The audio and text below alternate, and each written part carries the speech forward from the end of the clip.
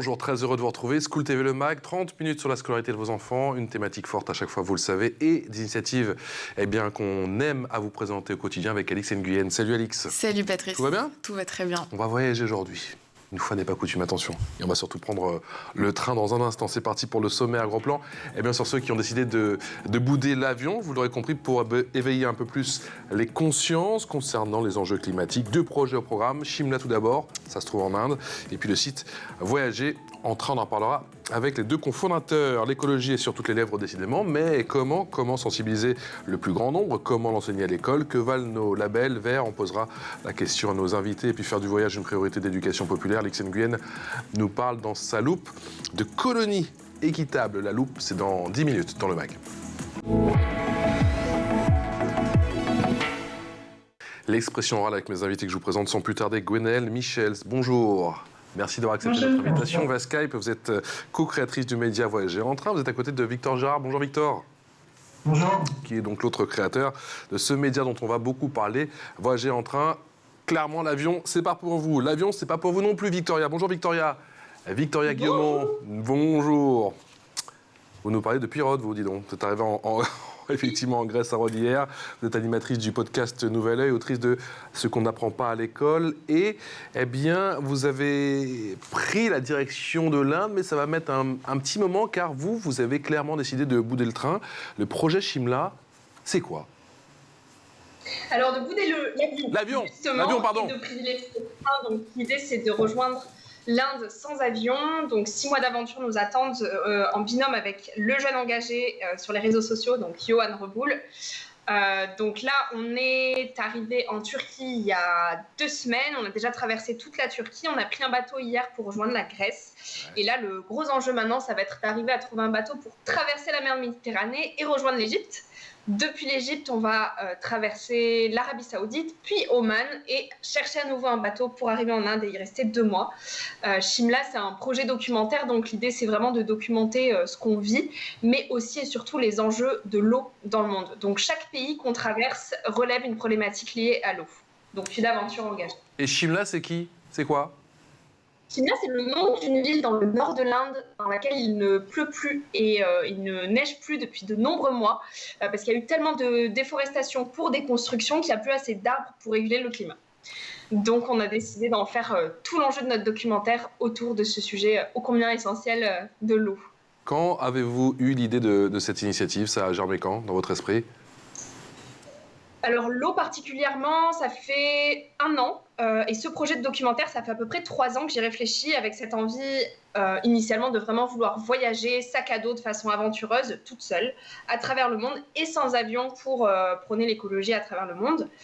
Et petit à petit, l'idée a fait son chemin. Je me suis dit, tiens, toujours dans cette idée de transmission, pourquoi pas en faire finalement un documentaire pour essayer d'éveiller les consciences plus largement avec des images, avec des rencontres posées sur la route et pour prôner cette sobriété aussi du voyage sans avion avec un strict essentiel d'affaires. Donc on a juste 2 sacs à dos. Et après je me suis dit tiens, j'ai envie de partager ça avec quelqu'un parce que c'est quand même une aventure lourde à porter sur ses épaules. Et donc là j'ai proposé à Johan. Et comment se passent les premières semaines? On a bien compris, effectivement, vous avez proposé à Johan, vous ne souhaitiez pas partir seul et on le comprend. Comment ça se passe tous les 2? Et vous vous attendez à quoi, étape après étape, les 6 prochains mois? On s'entend très bien et on s'attend à pas grand-chose si ce n'est aux rencontres imprévues et à ce que tout se déroule de façon fluide. Là, le premier petit accro, ça va être d'arriver à trouver un bateau pour l'Égypte. C'est beaucoup plus compliqué que ce qu'on l'imaginait, d'autant plus avec la guerre en Israël. Mais tout va bien se passer, on prend notre temps, pour le moment on est dans les temps, jusqu'en Turquie tout s'est très très bien passé, on a enchaîné les trains donc, de l'Europe, on a fait l'Allemagne, la Hongrie, la Roumanie, la Bulgarie et on a été très bien accueillis en Turquie dans une famille locale. On a commencé nos premiers tournages avec des projets locaux qu'on a rejoints, qu'on a pu filmer et donc là la suite c'est d'arriver jusqu'en Égypte. Victoria, vous avez dit très bien accueilli parce qu'il n'y a rien de planifié. Vous allez à chaque fois chez l'habitant? Exactement, au plus possible. Au plus possible chez l'habitant. J'irai dormir chez vous? Exactement. En D'accord, fait, c'est un mix de j'irai dormir chez vous et de rendez-vous en terre inconnue. d'accord. Donc, il y a une part du voyage qui est quand même planifiée, qui est prévue, puisqu'on réalise un documentaire. Donc, il faut, comme je le disais, que chaque pays soulève une problématique liée à l'eau. Donc, on a déjà identifié en amont des projets locaux qu'on rejoint pour les filmer. Mais il y a aussi une grande part d'imprévus et d'incertitudes qu'on ne peut pas, en fait, contrôler. Et c'est assez inconfortable parce que quand on aime tout planifier dans sa vie, là, ça demande un énorme lâcher-prise. Et à la fois, on sait que c'est précisément dans ces moments-là qu'il y a de belles rencontres qui arrivent et que le documentaire va pouvoir aussi se faire. Le projet Chimelin en prenant l'avion, c'était inconcevable. C'était pas trop concevable parce que pour être 100% aligné avec nos valeurs, c'est vrai que si on parle d'écologie et qu'on alerte de par nos plans et de par le film sur les enjeux de l'eau dans le monde, l'eau qui vient à manquer précisément à cause du dérèglement climatique, c'était un petit peu paradoxal d'aller documenter ça en prenant l'avion.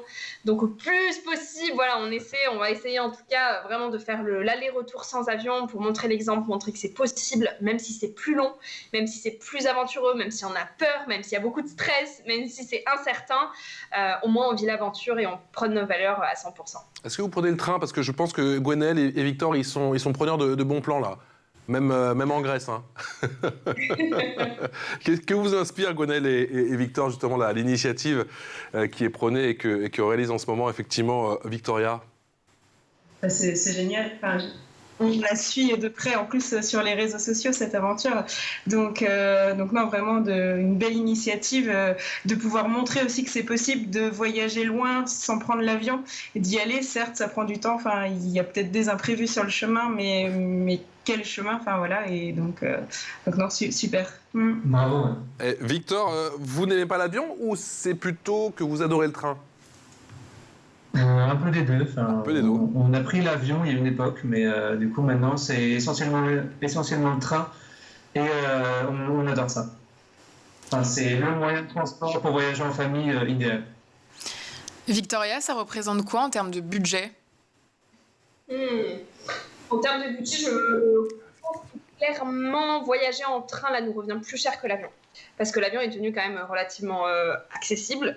Et il y a évidemment des imprévus. Là, on n'avait pas prévu d'aller en Grèce. On devait initialement directement rejoindre l'Égypte depuis Chypre. Donc, les traversées en bateau pour la Grèce, c'est des coûts supplémentaires. Donc, clairement, c'est plus élevé.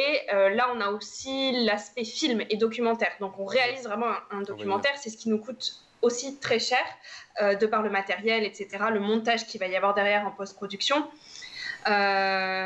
Donc là, on a établi un budget en toute transparence de 80 000 € pour tout boucler. Donc avoir un documentaire ficelé et prêt à diffuser. Et on fait beaucoup d'économies sur nos logements, vu qu'on dort au plus possible chez l'habitant, et qu'on part vraiment avec 2 simples sacs à dos et qu'on a très très peu de choses sur le dos finalement, à part le matériel technique. Donc on a réduit les coûts au maximum et on est déjà à 80 000 €, donc il faut savoir que c'est assez conséquent quand même. Gwenaëlle et Victor, Gwenaëlle, quelle est l'essence, quelle est la philosophie de votre site voyagerentrain.fr? Voyagerentrain.fr en fait est né de la volonté de montrer que c'était possible de prendre le train, notamment en famille, parce que quand on a dit autour de nous on va arrêter l'avion, on nous a dit c'est fini les voyages. Non, on veut aussi montrer que c'est possible et qu'au contraire, comme on le disait tout à l'heure, qu'en famille c'est aujourd'hui un moyen de transport idéal. Avec les enfants, à contrario de la voiture ou de l'avion où on ne peut pas bouger, on est assis avec une ceinture. Par exemple, c'est pas vrai dans un train. Nos filles sont ravies à chaque fois de partir en vacances en train. Victor, il y a une ambiance, il y a une atmosphère avec le train qu'on ne retrouve pas effectivement, comme l'a dit Gwenaëlle, en voiture ou j'ai oublié autrement un transport, je suis fatigué, en voiture ou en avion. Oui, c'est tellement différent. Dans le train, en fait, on prend le temps de vivre. On peut, souvent, on mange, on voyage sur les temps de repas. Après, on peut jouer avec nos filles, on peut se balader dans le train pour se dégourdir les jambes, pour aller à la voiture bar, par exemple. Et aussi, on voyage aussi avec des locaux. Par exemple, dans les différents pays qu'on traverse, par exemple en Espagne, on va retrouver des Français à Barcelone ou à Séville. Mais entre les deux, dans les trains, il n'y a pas du tout de français, donc on va être avec que des Espagnols. Donc on va communiquer avec les autres enfants les enfants, ils aiment bien communiquer entre eux, même s'ils ne parlent pas la même langue, ils arrivent toujours à jouer, à trouver un moyen de s'exprimer. Donc nos filles, nous, elles arrivent toujours à se faire des copines ou des copains dans le train. Et avec ça, ça nous permet de faire des échanges avec les différentes personnes qui habitent sur place, quoi. Donc c'est plutôt sympa. C'est ça, Gwenaëlle, on crée des échanges, on se crée des souvenirs, en tout cas on crée des souvenirs pour les enfants, des moments forts en train. Ah oui, clairement, ouais. Il y a des moments un peu magiques où on donne souvent l'exemple, mais on a voyagé en train de nuit aussi avec nos filles et passer le petit moment d'excitation qu'elles ont parce que c'est trop chouette de regarder par la fenêtre, de voir les paysages qui défilent, de s'endormir comme ça. Ce qui est magique, c'est surtout de se réveiller. On s'est endormi dans un endroit et on se réveille dans un autre. Et donc quand on ouvre le volet, le paysage est totalement différent et ça c'est très chouette comme expérience et on conseille de vivre ça. Je pense à tout le monde au moins une fois. Et alors tous les deux, quelles sont les questions qui reviennent avec récurrence? Il y avait vraiment besoin d'un site, et en l'occurrence vous l'avez fait, pour aider, pour accompagner les gens justement pour qu'ils aiment prendre le train? Nous, en 2019, quand on a décidé de prendre le train exclusivement pour nos vacances, on a plein de questions qui se sont posées à nous. C'est-à-dire, quel est le prix pour les enfants? Si on veut partir avec nos vélos, est-ce que c'est possible? Est-ce qu'il y a le Wi-Fi? Est-ce que ça fonctionne? La carte de gestion, laquelle je dois prendre? Il y avait plein de questions qui se sont posées à nous. Et où on a trouvé les questions, c'était difficile de répondre à ces questions-là. En tout cas, c'était éparpillé un petit peu partout. Et donc, nous, ça faisait déjà 10 ans qu'on a aussi un blog de voyage sur nos séjours. Et on s'est dit, allons-y, on va aussi montrer, pour promouvoir le train, que on va l'expliquer avec nos mots à nous. On va montrer aux gens comment c'est possible. Puisqu'on cherchait les réponses pour nous, autant les partager à d'autres. Voilà. Et donc oui, aujourd'hui, on voit bien que les gens se posent des questions, ont envie de prendre de plus en plus le train. La question récurrente, c'est une question, mais plus une remarque, c'est que le train, c'est cher. Et nous, on a envie de montrer en connaissant les bonnes astuces et les bons plans, on peut aussi réussir à trouver un très bon rapport, prix, pour voyager de cette manière. Oui, c'est vrai qu'on entend souvent qu'effectivement le train c'est cher, on entend les gens beaucoup se plaindre. On a compris qu'il fallait bien préparer son voyage en amont. Victoria, on rappelle que vous êtes arrivée hier soir, je crois, du côté de Rhodes. Vous êtes, on le dit, plus connu effectivement pour votre podcast qui s'appelle Nouvel Oeil. Vous avez eu pas mal de monde, Yann Arthus Bertrand, Salomé Saké, Frédéric Lopez ou encore l'inénarrable Michel Simès. Qu'est-ce que ça fait de prendre la caméra? Parce que là, c'est un tout autre exercice. Vous réalisez, comme vous l'avez dit, un documentaire. Qu'est-ce qu'on a de plus peut-être avec l'image? Ou qu'est-ce que dit l'image que ne dit pas le podcast peut-être? Alors déjà, c'est assez vertigineux de reprendre un métier de zéro, en fait, parce que j'ai pas du tout fait d'études journalistiques et encore moins d'audiovisuel. Donc c'est vraiment à la base d'un rêve, en fait, d'une impulsion où je me suis dit, tiens, j'ai envie de réaliser un documentaire parce que justement, l'image, je trouve qu'elle a cette puissance de pouvoir peut-être toucher les émotions, en tout cas le cœur des gens de façon plus directe, parce que là, on allie à la fois l'audio, la musique, donc l'art, et l'image pour faire un même sujet sur le temps long. Ça va être un 52 minutes, en tout cas à date d'aujourd'hui. Donc c'est vrai que c'est un format qui va plus en profondeur que les podcasts de 30 minutes que j'ai l'habitude de faire, où il y a simplement de l'audio. Donc c'est tout un autre format, mais qui a la possibilité en tout cas de raconter un nouveau récit, et je crois vraiment en la puissance des nouveaux récits de façon nouvelle. Mais ça fait aussi très très peur parce que je ne connais rien de ce métier-là et j'ai tout à apprendre, mais c'est aussi pour cette raison-là que je me lance, je crois. Et vous avez déjà de la matière, vous avez déjà fait de belles rencontres, il y a déjà de belles histoires à raconter lors de ces premiers jours? Oui, on a déjà rejoint 3 projets en Turquie qu'on a documentés. On a aussi filmé tout notre périple justement en train, précisément pour ce que disait Gwenaëlle avant, c'est qu'en fait, le voyage en train, c'est pas simplement un mode de déplacement. Pour moi, le voyage en train, c'est une philosophie en soi, c'est-à-dire qu'on retouche aussi au temps long, on retouche au kilomètre en fait, qu'on ne se rend plus compte qu'on traverse quand on prend un avion qui nous amène en 2 heures d'un bout à l'autre de la planète. Et ça, on a envie aussi de le documenter et que ça transpire dans le documentaire. Cette importance de renouer avec le temps long, avec les réflexions, avec le face-à-face avec soi-même. Et ça, c'est vraiment des choses qu'on peut cultiver dans les trains. Donc tout ça, on l'a filmé, on va le documenter également, en plus des rencontres locales. Donc on commence à se faire la main avec la caméra et on se perfectionnera petit à petit. Pour le moment, c'est assez imparfait, mais c'est aussi ce qui fera certainement la force du documentaire, c'est qu'on voit que c'est authentique, que c'est brut et qu'on n'est pas des pros de l'audiovisuel, mais au moins on se lance. Et il y a du fond et il y aura de l'authenticité, assurément. Je vous fais confiance. Vous avez le sourire tous les trois et c'est magnifique.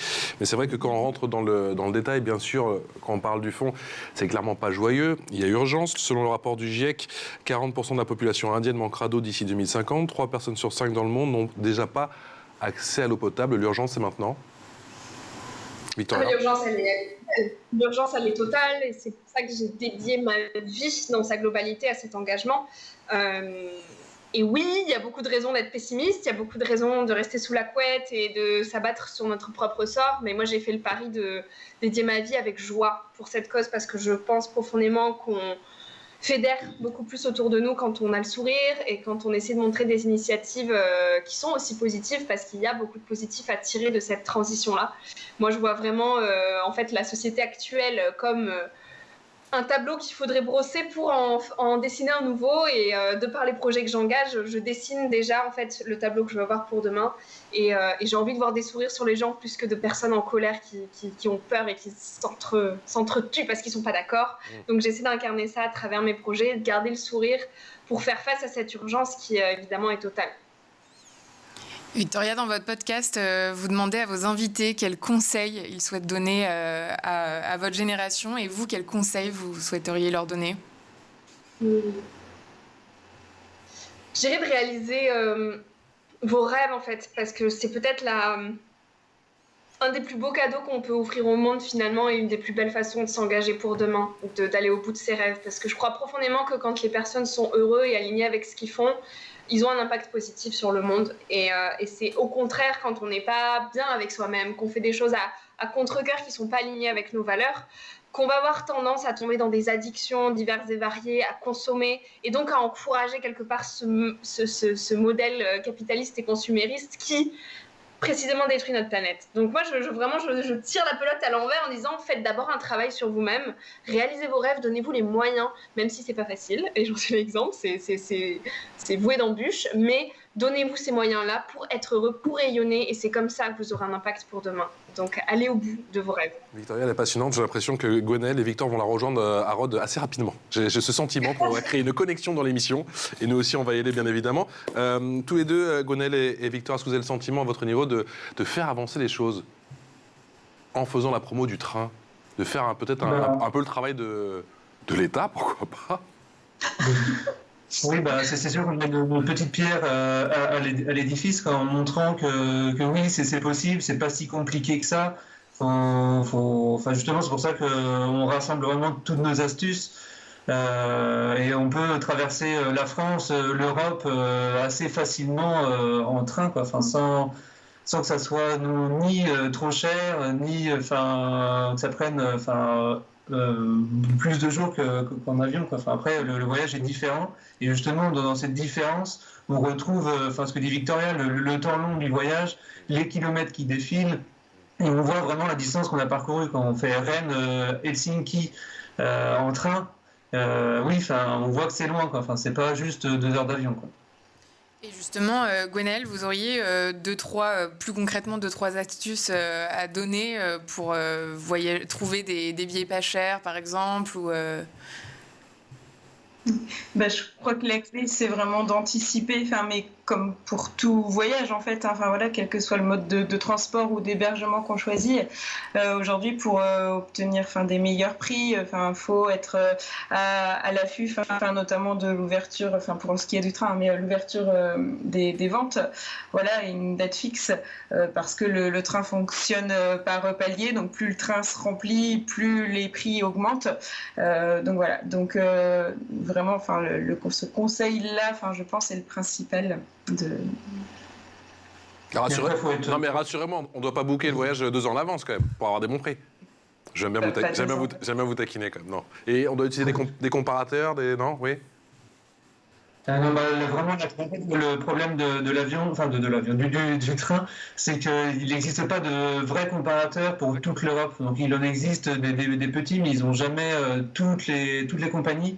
Et souvent, ils ajoutent, il y a des petits frais aussi qui se rajoutent. Nous, ce qu'on conseille, c'est de réserver auprès des compagnies locales. Donc après, faut les connaître, faut savoir quelle ligne de train. Donc c'est ce qu'on présente aussi sur voyagerentrain.fr, mais aussi il existe aussi d'autres sites qui parlent de ces différentes lignes. Par exemple, pour aller en Scandinavie, il y a 2 trains de nuit qui font Hambourg-Stockholm. Enfin, il existe comme ça. Enfin, pour aller à Prague, il existe plusieurs trains de nuit, mais il n'y a pas de train de nuit direct depuis la France. Mais en fait, il y a plein de trains de nuit qui sont accessibles à 2 pas de nos frontières, enfin, à 1 heure de Strasbourg ou directement à Bruxelles. Enfin, du coup, c'est vraiment pas très loin. Enfin, il faut juste les connaître. Je sens que Gwenaëlle et Victor sont en train de nous concocter un comparateur. On va le voir bientôt arriver, c'est sûr et certain. Ça n'a pas encore été créé. Allez, la loupe, c'est avec Alix. Alix, dans sa loupe, qui nous parle de colo équitable et solidaire. Oui, c'est la mission dont s'est investi Jean-Christophe Nahal, le fondateur de l'agence de voyage Grandir Aventure. Son ambition est de faire du voyage une priorité d'éducation populaire. Quand on s'est structuré sur Grandir Aventure, on a réfléchi autour de la mobilité internationale et de la citoyenneté en imaginant que les jeunes d'aujourd'hui étaient les citoyens de demain et en quoi effectivement la mobilité internationale et faire un séjour solidaire, aller à la rencontre de l'autre, parce que le séjour solidaire tourne autour de cet environnement. On va à la rencontre, on échange et on construit ensemble et on va imaginer le futur tel qu'on pourrait le créer tous ensemble, ou en tout cas intégrer ces paramètres que des fois on ne peut pas avoir ici, mais qu'on va pouvoir rencontrer dans d'autres pays, et c'est ça qui va nous permettre à un moment de mieux nous construire. Dans cette dynamique-là, effectivement, toutes les valeurs de Grandir Aventure vont tourner autour de cet environnement-là, et depuis maintenant 2007, on a fait partir plus de 2000 jeunes au travers le monde sur des destinations aussi variables que Madagascar, qui est notre cœur de projet depuis le départ, parce qu'on y a aussi notre ONG qui s'appelle Grandir Ailleurs, mais on a des séjours en immersion en Thaïlande, au Cambodge, à Cuba, au Sénégal, au Maroc et encore plein d'autres destinations. Et c'est au travers effectivement cet environnement qu'on va construire, en tout cas qu'on va essayer de construire le monde de demain avec ces jeunes-là. Et puis je voudrais conclure sur la notion d'impact qu'on peut avoir aussi sur les destinations qui vont nous recevoir sur ces séjours solidaires. Quand je vois effectivement depuis maintenant plus de 17 ans, on organise nos séjours à Madagascar, et l'impact qu'on a eu sur les bénéficiaires des associations qui nous accueillent et avec qui on va partager des moments de vie, et on se rend compte qu'effectivement, ça va tirer tout le monde vers le haut. Parce qu'au-delà de la rencontre, il faut aussi imaginer que le tourisme solidaire a un impact à la fois économique, localement, quand on va dépenser directement par les séjours sur place pendant la durée du séjour, mais aussi de façon indirecte, parce qu'il faut imaginer que 5% du coût du voyage hors aérien va être versé à nos associations partenaires.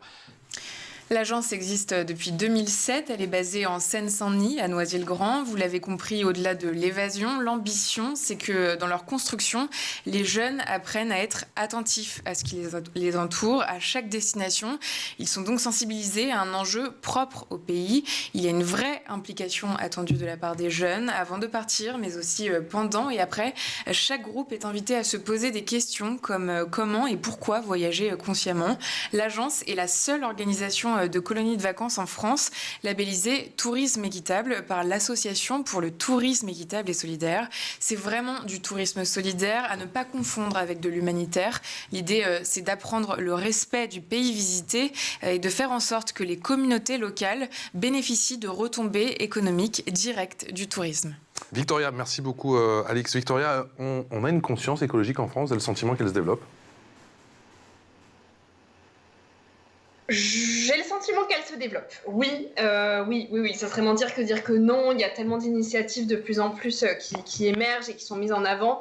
En fait, on peut plus aujourd'hui ne pas voir les choses en face parce qu'on commence à être directement impacté nous-mêmes en France par les conséquences du dérèglement climatique, que ce soit par l'agriculture, que ce soit par là l'été indien qu'on a pu avoir. Bon, j'en ai pas profité puisque j'étais au départ de Shimla, mais des températures tellement élevées pour un mois d'octobre, des difficultés pour les agriculteurs à cultiver leurs terres. Mon père est agriculteur et lui-même voit en fait déjà au fil des années les complications au niveau des restrictions d'eau.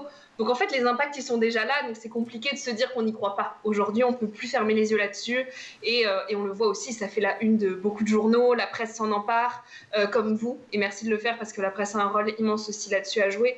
Donc évidemment que la conscience se réveille, mais il y a aussi beaucoup encore de travail à faire, et je le vois autour de moi en fait. Parfois je me dis mais je me mets dans une bulle de personnes engagées, de jeunesse qui s'engage, j'ai l'impression que c'est la majorité, mais en réalité pas du tout. Il y a encore énormément de personnes qui sont soit dans le déni, soit qui sont inconscientes, soit qui ne veulent pas voir les choses. Donc il y a aussi encore beaucoup de travail, d'où l'intérêt de mener des projets tels que la réalisation de films pour éveiller les consciences.